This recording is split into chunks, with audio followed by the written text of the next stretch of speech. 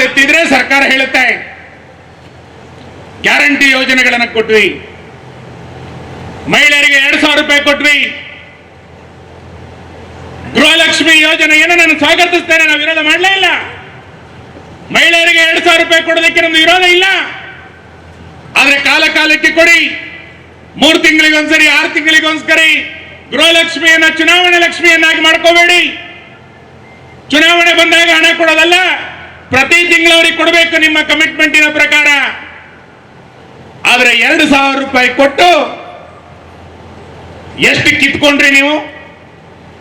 ಬೆಲೆ ಏರಿಕೆ ಯಾವ ಪ್ರಮಾಣದಲ್ಲಿ ಆಯ್ತು? ಕೊಟ್ಟಿದ್ದು 2,000.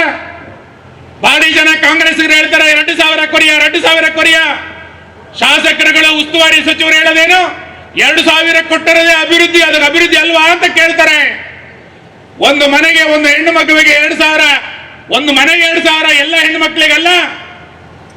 ಒಂದು ಮನೆಗೆ 2,000 ರೂಪಾಯಿ ಕೊಟ್ಬಿಟ್ರೆ ಅದು ಅಭಿವೃದ್ಧಿ ಆಗತ್ತಾ? ಅದನ್ನ ಕೊಟ್ಟು ಹೆಂಗ್ ಕಿತ್ಕೊಂಡ್ರಿ ನೀವು?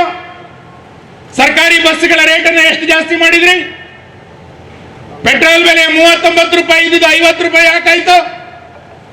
ಅಲ್ಲಿ 10 ರೂಪಾಯಿ ಇವತ್ತು ಜನರಿಂದ ಕಿತ್ಕೊಳ್ಳಿಲ್ವಾ ನೀವು? ತುಂಬಾ ಜನ ಸಂಕೋಚ ಮಾಡ್ಕೊಂಡ್ರು ಮಾತಾಡ್ಲಿಕ್ಕೆ. ನಂಗೆ ಗೊತ್ತಿಲ್ಲ, ನಾನು ಬಿಯರ್ ಕುಡಿಯಲ್ಲ. ಆದ್ರೆ 90 ರೂಪಾಯಿ ಇದ್ದಂತ ಬಿಯರ್ ಇವತ್ತು 190 ರೂಪಾಯಿ ಆಯ್ತಲ್ಲ. ಒಂದು ಕ್ವಾರ್ಟರ್ 90 ರೂಪಾಯಿ, 60 ರೂಪಾಯಿ ಇದ್ದಿದ್ದು 110 ರೂಪಾಯಿ ಆಯ್ತು ಇವತ್ತು. ಯಾರ ಮನೆಯಿಂದ ಕಿತ್ಕೊಂಡ್ರಿ? ಅಬ್ಕಾರಿ ಇಲಾಖೆಯಲ್ಲಿ ಎಷ್ಟು ದೊಡ್ಡ ಪ್ರಮಾಣದ ಭ್ರಷ್ಟಾಚಾರ ನಡೀತಾ ಇದೆ? ಯಾರಾದ್ರೂ ಇದನ್ನ ಪ್ರಶ್ನೆ ಮಾಡಿದ್ರ ನೀವು?